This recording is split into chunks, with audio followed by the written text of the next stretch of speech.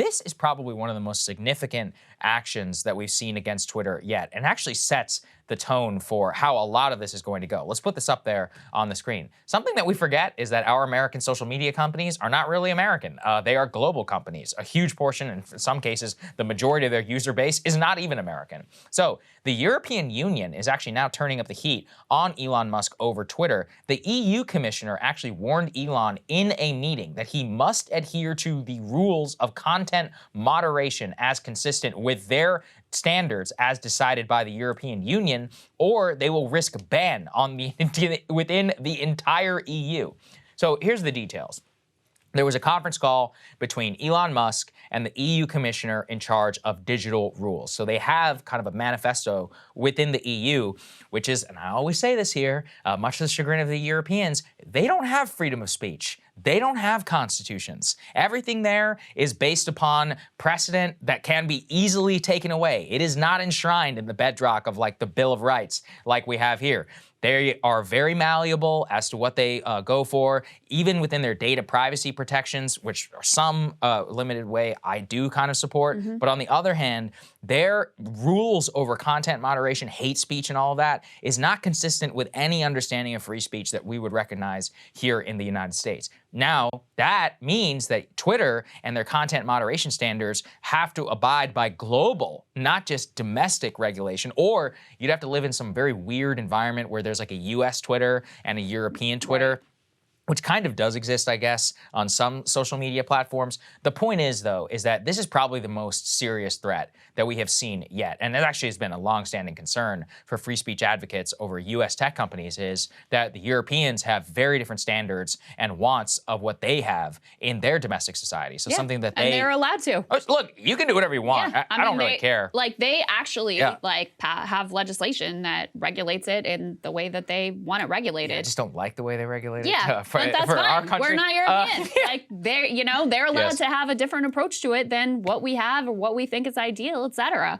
And so Musk came in. He said he was going to abide by all relevant rules. And in particular, the problem that they're running into is your decisions over who is going to be banned are supposed to be transparent and consistent. And the like sort of chaotic, like, I'm gonna unban this one and I'm gonna ban this one and let's take a Twitter poll and see like what we're gonna do with President Trump, that hardly matches up with the standards and regulations that Europe has set for themselves. So I don't blame them for looking at that and being like, this does not work with what we have passed and with the consistent standards we're trying to apply across social media spaces. Yeah, well, I will say though, I mean, the idea that the previous Twitter regime was consistently enforcing regulation is, let's just say BS, to say it kindly. And the fact that is that the Euros actually liked that regime quite a bit. They had a little bit more of this like under wraps though. I mean, that's honestly why I'm sort of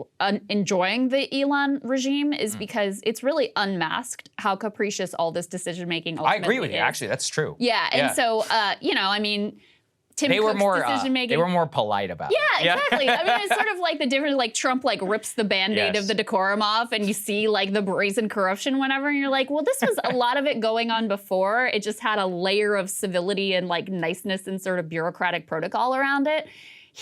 Now it's just out in the open that it's chaotic case by case based on the whims of one billionaire. So they no longer have plausible deniability, I guess, is what I would ultimately say here. And look, I still want them to release those Twitter files. That also comes on the heels of some important comments yesterday from Janet Yellen. Let's put this up there on the screen. The Treasury Secretary actually said she, quote, misspoke when she said that there was no basis for the government to review the Elon Musk Twitter buy because I've spoken about this before, the Committee on Foreign Investment in the United States, it's a part of the Treasury Department, CFIUS for short here in Washington speak, has the ability to scrutinize deals over a national security concern.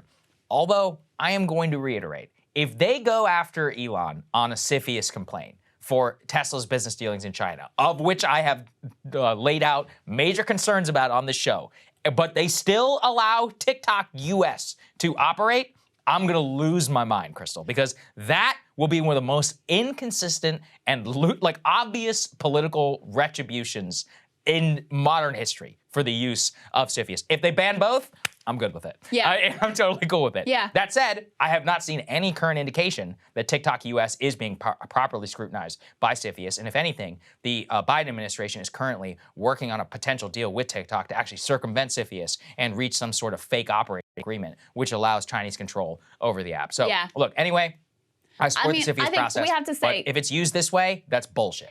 Isn't the thing they're concerned about with Twitter specifically, though, the Saudi ownership is not the part that they're... Once again, we don't really know, right? It's on the Saudi ownership on this, then CFIUS should ban Uber. You know, Uber has a larger Saudi stake in it than Twitter. I can list off 5 public companies that all have massive Saudi investment from the Saudi royal whatever group. So listen, I actually support be consistent. That's very, very stringent standards on foreign investment here in the United States, but it's not been consistently applied. So then if it's politically used in this way, I would have a major, major problem with that, especially given how many examples we can list off. Actually, you know, Ken Klippenstein just did an entire thing about Arizona water rights being sold. Yeah, you guys should check That's the type of thing that should be banned on CFIUS. A crazy story. Everyone go watch it. It's on our channel. We posted it yesterday. This dude who is a lobbyist for Saudi Arabia just got elected to like a critical board in Maricopa County that oversees water rights. And already, the Saudi government is basically like buying up the water rights in the state of Arizona. It's a bad situation. So anyway, definitely go check that out. But